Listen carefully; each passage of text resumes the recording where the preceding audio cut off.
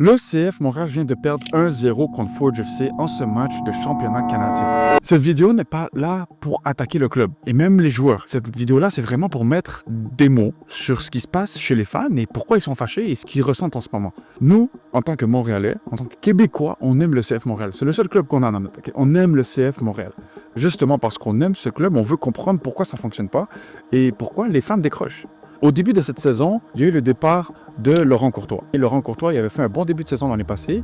Au milieu de la saison, ça commençait à être compliqué, mais vers la fin de la saison, il a réussi à rétablir l'ordre et aller chercher les playoffs. Même si on a perdu en playoffs, moi-même étant au stade, j'ai pu voir les fans contents de la performance du CF Montréal lors de ce match contre Atlanta. Oui, on a perdu, mais les gars ont montré du cran. Et c'est ça l'important. Les gars ont eu du cœur sur le terrain. Et shout-out à Martinez en passant, même c'est parti.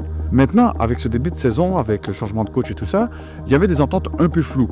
Et même si on voyait que ça marchait pas, les fans ne savaient pas réellement à quoi s'attendre. Tout le monde disait dans les commentaires, oh, c'est comme ça à chaque début de saison avec le CF Montréal. Là, le début de saison, il est long, là. Et ça, pourquoi? Au début de cette saison aussi, on a pu voir des signatures des jeunes joueurs. Moi, personnellement, j'adore ça, voir des nouveaux joueurs. Des nouveaux jeunes joueurs venant de l'académie, venant du Québec, du système québécois. Et maintenant, on peut voir, par exemple, Boubou qui a fait un excellent match, selon moi, contre un Forge. Et ça a peut-être été le seul joueur offensif qui a réussi à amener quelque chose comparé aux autres joueurs offensifs. Et il a juste 18 ans. Je sais pas combien de fois il était en train de terroriser le latéral, là, sur le côté. Avec ses dribbles en 1v1, il faisait rien de fou, là. C'est juste, il était efficace. Donc, c'est ça. Pour revenir à nos moutons, c'est juste qu'au début de la saison, on savait pas trop à quoi s'attendre avec le CF Montréal cette saison. Il y a eu des signatures que le monde comprenait pas trop. On savait pas c'était quoi l'objectif du club. Et le pire dans tout ça, c'est qu'on dirait que le club veut pas vraiment être clair sur les objectifs, sur qu'est-ce qu'ils veulent atteindre. Ils disent on est un club formateur, mais ensuite ils veulent gagner, puis ensuite club formateur, mais ils prennent pas beaucoup de gens de l'académie, c'est bizarre, je sais pas. Là ils ont pris des gens de l'académie, oui, ils ont pris 2, mais par exemple Sergei, que c'est un joueur il avait joué Team Canada, ça fait longtemps que tout le monde le connaît, ça fait longtemps que les gens parlent de lui, ils l'ont laissé partir à Atletico Ottawa. Qu'est-ce qui se passe? Maintenant, je vais me concentrer surtout du côté des fans, parce que moi, je ne suis pas dans l'institution, je ne sais pas qu'est-ce qui se passe, ok? Ça reste leur truc. Moi, je vais parler du côté des fans. Les fans ne sont pas contents, et ça, je peux vous le dire personnellement, les fans ne sont pas contents. Moi, je suis en contact directement avec des membres des Ultras, et les Ultras sont vraiment pas contents. Ça, je peux vous l'assurer, ils sont pas contents du tout. Et pourquoi? C'est parce qu'ils ne se sentent pas représentés. Ce qu'on demande, ce n'est pas de gagner tous les matchs, c'est de jouer avec du cœur, de jouer avec des... Comment est-ce que je veux dire? Montréal est une ville passionnée, genre vraiment passionnée. On peut le voir avec le hockey, on peut le voir avec tous les sports. Okay? Les gens veulent juste que cette passion-là du peuple montréalais se reflète sur le terrain. Cette énergie-là se reflète sur le terrain. C'est tout ce qu'ils veulent. C'est tout ce qu'ils veulent. Et en plus de pas se sentir représentés par rapport à leur cœur, leur cran et tout ça, les fans se sentent mis de côté.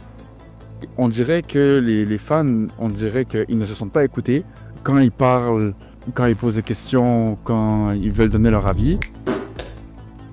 On dirait que ça bat les couilles. J'ai vu une vidéo tantôt, ok? J'ai dit que je voulais pas insulter personne du CF Montréal. Je vais pas l'insulter là.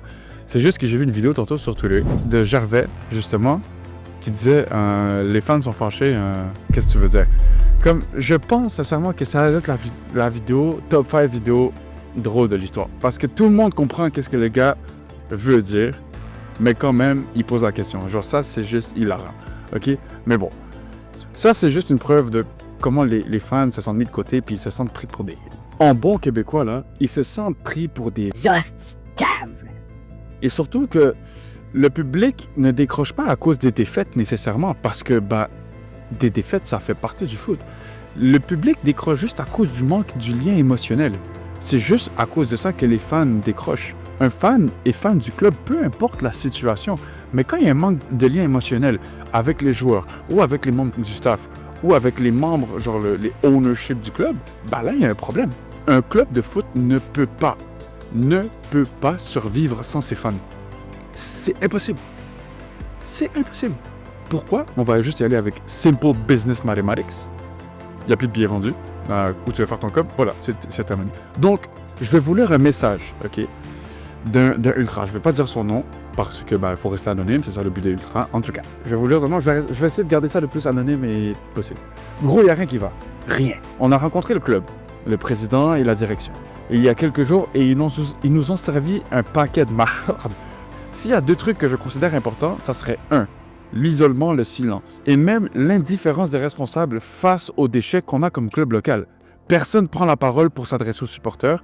Et quand ils font passer les supporters comme des gens irraisonnables qui sont fâchés pour rien.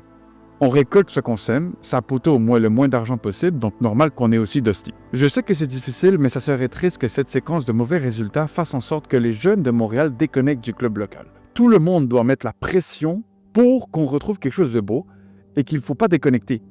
Genre, c'est le club de notre ville. C'est important d'être investi pour qu'il redevienne une fierté. Ensuite de ça c'est par rapport à sa frustration avec la direction, puis tout ce qui se passe avec les fans. OK, ça c'est compréhensible. Mais maintenant, un autre point important. OK, ça c'est un autre truc que lui aussi il est fâché. Je trouve que c'est important de responsabiliser les joueurs.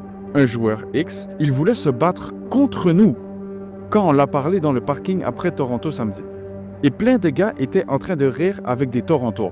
Ils doivent montrer plus de... au lieu de traiter cette ville comme un arrêt avant de signer ailleurs. Il y a plusieurs joueurs qui se sont battus entre eux, aussi à la mi-temps contre Toronto, de ce que d'autres joueurs ont dit à des ultras. Donc ça veut dire que, dans la même équipe, il y a des joueurs qui s'en battent le yoku, et il y a des joueurs qui prennent ça à cœur. Et donc, ça fait des tensions dans la même équipe, et donc, justement, ce mécontentement que nous-mêmes on vit, qu'il y a des gens qui s'en battent le yoku du CF Montréal, et il y a des gens qui tiennent ça à cœur, ok, et nous, on est fâchés parce qu'on dit, oh, prenez ça plus à cœur, montrez plus d'engouement, plus d'amour pour le CF Montréal, et peut-être le CF Montréal ira mieux. Bah, cette même lien toxique, cette même relation toxique, se trouve dans le vestiaire du CF Montréal. C'est ça que ça veut dire, en fait. Un autre joueur, X, vient de dire en conférence de presse que Forge la voulait plus que nous. Comment c'est possible, après un 6-1 à la maison, bah, la défaite, un 6-1 contre Toronto, contre tes plus gros rivaux, que tu arrives en championnat canadien et qu'un club de CPL la veut plus que toi? Regarde, ça, c'est les messages de l'Ultra. Okay. C'est très compréhensible. Lui, il est fâché. C'est sûr qu'il ne va pas dire « Oui, tout va bien » maintenant, parce qu'il vient de perdre, bien sûr. Mais on peut comprendre la frustration de l'Ultra. Okay? Ce n'est pas juste par rapport à que les gens ne suivent pas assez le CF puis qu'ils ne veulent pas assez donner de love, de hype et de tout pour que le club aille mieux. Mais c'est surtout contre les joueurs et la direction.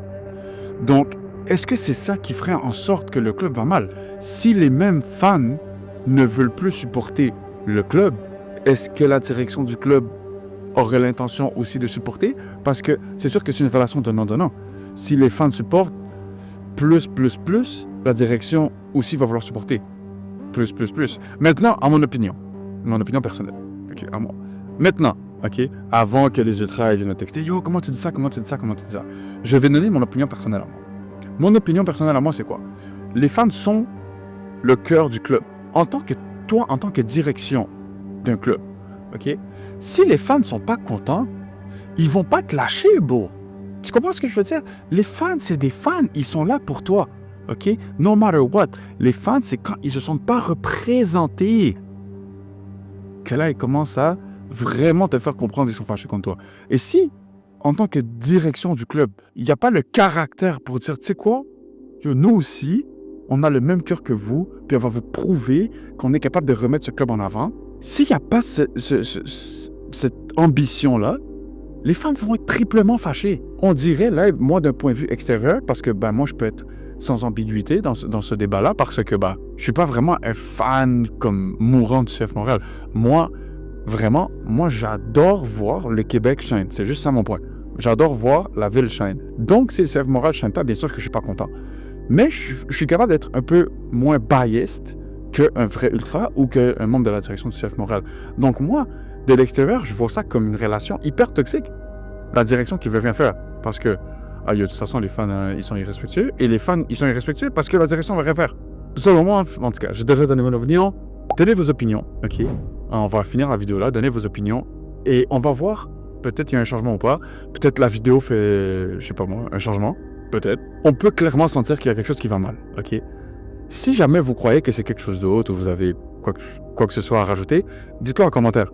Dites-le en commentaire live. Parce que c'est bon de s'instruire avec tout le monde. Moi, j'ai pas des connaissances hyper approfondies par rapport au CF Montréal, mais je peux voir clairement ce que les fans ils aiment pas. Je vais peut-être faire plus de vidéos comme ça de moi qui parle de X ou Y, de la Ligue, du CF Montréal, de quoi que ce soit.